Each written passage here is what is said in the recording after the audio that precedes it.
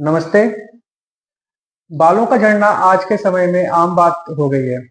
पहले के समय में ये समस्या 50 साल के बाद देखी जाती थी, लेकिन आज के समय में ये जो परेशानी है बालों के झड़ने की, ये 30 साल से पहले और आजकल तो मैंने देखा है 20 वर्ष की आयु में भी ये समस्या देखने को मिलती है। इसके पहले कारण को समझेंगे। सबसे पहला कारण होता है हमारा विपरीत आहार। सही खान-पान का ध्यान न रखने के कारण हमारे शरीर में न्यूट्रिशन की कमी आ जाती है, जिसके कारण बालों की जो ग्रोथ है वो रुक जाती है और इसके जो सेल्स हैं वो मरने लग जाते हैं। दूसरा कारण है, ये परेशानी जेनेटिक भी हो सकती है और जेनेटिक भी ये जो समस्या है ये ठीक हो सकती है। जेनेटिक का जो कारण है उसको खत्म करने की आवश्यकता होती है। अगला कारण जो है वो है सही दिनचर्या का ना होना। हम लोग सोने के समय पर खाते हैं, खाने के समय पर सोते हैं, जगने के समय पर सो रहे होते हैं।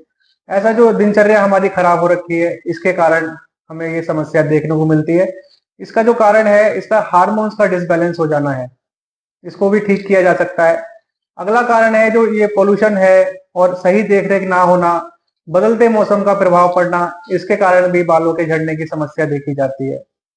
इससे परेशान होकर लोग आज के समय में अलग-अलग शैम्पू, अलग-अलग तेल का इस्तेमाल करते हैं, अलग-अलग जेल, अलग-अलग क्रीम का इस्तेमाल बालों पर करने लग गए हैं, जिसके कारण ये समस्या और बढ़ने लग जाती है। बालों की झड़ने में एक कारण तनाव भी है, जो इस समस्या को बढ़ा रहा है, जिसके कारण हमारे शरीर में फिर वही हार्मोन्स का डिसबैलेंस होने लग जाता है, जिसके कारण ये समस्या बढ़ रही है। अगर हम खान-पान का ध्यान रखें, तो हमारे बालों को सही न्यूट्रिशन पहुँचेगा और ये समस्या धीरे-धीरे रुकने लग जाएगी। हम अगर अपनी दिनचर्या को सही कर लें, तो भी ये समस्या धीरे-धीरे खत्म होने लग जाएगी। थोड़ी-सी बालों की केयर करी जाए, तब भी ये जो समस्या है, ये खत्म होने लग जाएगी। आसन, प्राणायाम, ध्यान से हम जो तनाव है, उसको कम कर सकते हैं, जिसके कारण इस समस्या से बचा जा सकता है। वीडियो को अधिक लंबा ना करते हुए अब आसन की ओर बढ़ते हैं। मैं आपको कुछ आसन बताऊँगा, तो आप अपने डेली जो आप अभ्यास करते हैं, योग अभ्यास करते हैं या व्यायाम करते हैं, आप उसमें इसको ऐड कर सकते हैं और इसका लाभ ले सकते हैं। हमारा जो पहला आसन है, इसका नाम है प्रसारित पाद हस्तासन। ये आसन करने के लिए एक योगा मैट आपने इस तरीके से बिछा लेना है। दोनों पैरों को जितनी आप सहजता से खोल सके उतने पैरों को खोल देना है। जबरदस्ती ज्यादा पैर नहीं खोलने हैं, ना ज्यादा अंदर करने हैं। दोनों पंजे सामने की ओर, दोनों घुटने बिल्कुल स्ट्रेट कर देंगे। रीढ़ को बिल्कुल सीधा करेंगे और सांस खाली करते हुए दोनों हाथों को पैर के नीचे से पीछे की तरफ ले जाएंगे और शरीर को बिल्कुल ढीला छोड़ देंगे। सांस को लेते छोड़ते रहेंगे, सांस को रोके नहीं रखना है और ध्यान रखेंगे ये पैरों को सीधा करने के बाद कमर के ऊपर वाले सभी शरीर को बिल्कुल ढीला छोड़ दें। इससे क्या होगा, ब्लड का सर्कुलेशन आपके सर की ओर होने लगेगा, जिसके कारण आपकी ग्रोथ रुकी हुई थी, आपके सेल्स डेड होने लग गए थे, वो दोबारा से उसके अंदर पुनर्निर्माण का कार्य होने लग जाएगा। धीरे धीरे इस तरीके से बने रहे।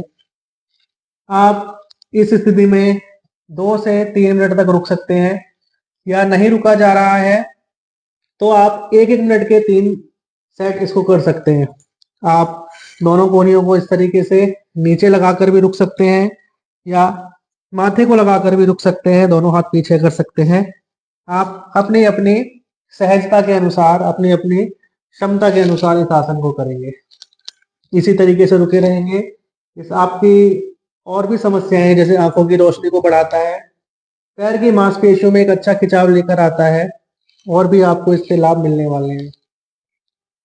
धीरे धीरे 2 से 3 मिनट रुकने के बाद वापस आ जाएंगे। एक चीज और ध्यान में देंगे, जिनको कमर दर्द की प्रॉब्लम है, जिसको लोअर बैक में प्रॉब्लम है, वो इस आसन को नहीं करेंगे। दूसरे आसन का नाम है पर्वत आसन या अधोमुख श्वानासन। पर्वत आसन में जाने के लिए इस तरीके से दोनों हाथों को कंधे जितना बराबर खोल देंगे और इस तरीके से घुटने को उठाकर कमर को उठा देंगे। एड़ियों का दबाव नीचे की तरफ बनाएंगे और धीरे धीरे कमर को ऊपर उठा देंगे। कमर को उठाते हुए स्पाइन को जितना लंबा कर सकते हैं करें और इस तरीके से इसी आसन में रुके रहें। सांस लेते छोड़ते रहें, सांसों की गति को सामान्य रखें। एड़ियों का दबाव धीरे धीरे नीचे बनाएं, चेस्ट को नीचे की तरफ प्रेस करें और बिल्कुल रिलैक्स हो जाएं। लंबा सांस लें। अगर आपसे एड़ियां नहीं लग रही हैं तो घुटने को थोड़ा सा और मोड़े, लेकिन रीढ़ को सीधा करें। ये आपकी ऊर्जा को रीढ़ से होते हुए आपके मस्तिष्क तक पहुंचाएगा और आपके सर की मांसपेशियों में दोबारा से ब्लड सर्कुलेशन को पहुंचाएगा, ऊर्जा को पहुंचाएगा। लंबा सांस लें, खाली करें। ये आसन आपके कंधों को भी खोलेगा। अगर आपको फ्रोजन शोल्डर की समस्या है तो उसमें भी आपको लाभ पहुंचाएगा। इसमें भी 2 से 3 मिनट रुकेंगे, धीरे धीरे वापस आ जाएंगे, दोनों घुटने नीचे लगा देंगे। अगले आसन का नाम है उत्तान शिशु आसन। घुटना और कमर सीधा करने के बाद दोनों हाथ आगे कर देंगे। दोनों हाथ आगे करने के बाद धीरे धीरे चेस्ट को नीचे दबा दें। दोनों हाथ सीधे कर देंगे, चेस्ट को पूरी तरह से नीचे दबा दें। पेट को जांघ की तरफ बढ़ाएं, नीचे की तरफ बढ़ाएं। सांसों को सामान्य रखें, लंबा गहरा सांस भरें, फिर खाली करें। इसी प्रकार से इस आसन में भी 2 से 3 मिनट रुके रहें। यह आसन भी आपके रीढ़ की जो स्थिति है, जिसके कारण ऊर्जा में अवरोध उत्पन्न होने लग जाता है, आपके सर की तरफ ब्लड सर्कुलेशन और ऊर्जा नहीं पहुंच पाती। धीरे धीरे आप खुद अनुभव करेंगे कि एक ऊर्जा, एक उत्साह आपके अंदर आने लगेगा। ब्लड का सर्कुलेशन बहुत तेजी से आपके सर की तरफ होने लग जाएगा। अगले आसन की ओर बढ़ेंगे। अगले आसन का नाम है सर्वांग आसन। जो सर्वांग आसन नहीं कर सकते हैं उनको मैंने एक अलग से वीडियो बना रखी है। आप दीवार के सहारे से आप उस आसन का लाभ ले सकते हैं। सर्वांग आसन को करने के लिए इस तरीके से लेट जाएंगे, दोनों पैरों को ऊपर उठा देंगे, हाथों की सहायता से इस तरीके से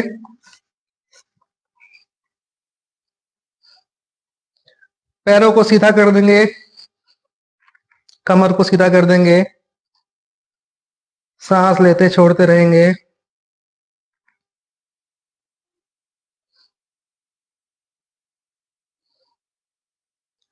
इससे भी आपका ब्लड सर्कुलेशन आपके सर की तरफ बढ़ने लग जाएगा।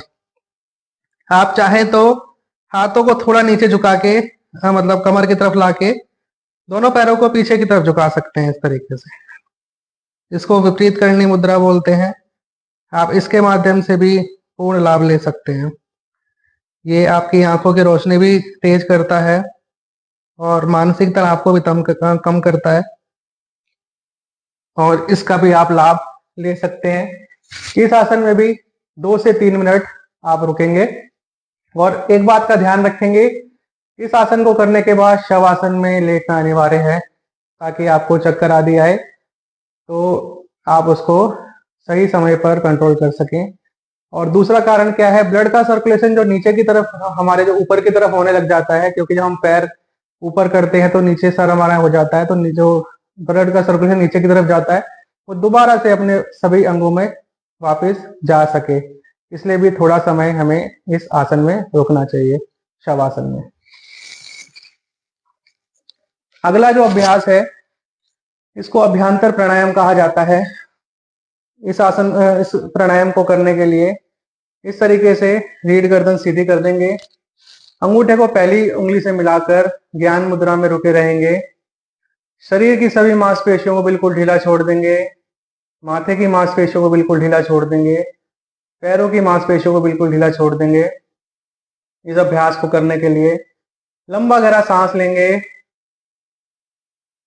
सांस भरने के बाद सांस को वहीं रोक देंगे। इसके बाद आपको सांस ना लेनी है ना छोड़नी है। सांस रोकने के बाद मूल बंद को लगा देंगे। मूल इंद्रियां मल और मूत्र का जो स्थान है उस स्थान को खींच के रखना, उन मांसपेशियों को खींच के रखना मूल बंद कहलाता है। मूल बंद लगाने के बाद सांस को रोके रखें और मन ही मन ओम का उच्चारण करें। इस अभ्यास को करने का क्या लाभ है, एक तो आपके जो माथे की मांसपेशियां हैं जो जकड़ी हुई हैं तनाव के कारण, ये धीरे धीरे शिथिल होने लग जाएंगी। ब्लड का सर्कुलेशन माथे की तरफ होगा, क्योंकि आप सांस भरने के बाद आपने शरीर में सांस को रोक दिया है, तो जो ऑक्सीजन है वो रक्त के साथ मिलकर बड़ी तेजी से प्रवाह करने लग जाती है, और इसके साथ ही आप ऊर्जावान भी बनेंगे। शरीर के अंदर ऑक्सीजन के माध्यम से ऊर्जा का जो प्रवाह है वो भी बहुत धीरे धीरे तेजी से बढ़ने लग जाता है, और माथे तक वो ऊर्जा पहुंचने लग जाती है। आप देखेंगे कि शरीर के अंदर आलस भी धीरे धीरे खत्म होता चला जा रहा है। इतने इस छोटे से अभ्यास के कितने सारे लाभ हैं। इसको शुरू में 3 बार किया जा सकता है। एक बार सांस लिया, रुके रहे, मूल बंद लगाया, मनी मनोम का उच्चारण, घबराहट होने तक रुके रहेंगे, फिर धीरे धीरे सांस को खाली कर देंगे। इसी प्रकार से फिर दोबारा सांस लेंगे, रुके रहेंगे, मूल बंद लगाएंगे, मनी मनोम का उच्चारण करेंगे, और फिर सांस को खाली कर देंगे, फिर तीसरी बार करेंगे। इसी प्रकार से 3 बार इसको करना है। एक बार करके देखेंगे। सांस लें,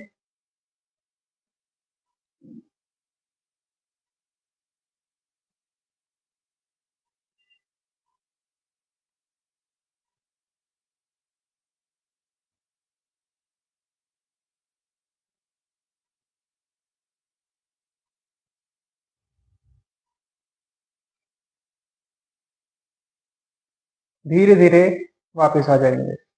इसी प्रकार से इन सभी आसनों का, इन सभी अभ्यासों का आप लाभ ले सकते हैं। इसे डेली करना चाहिए।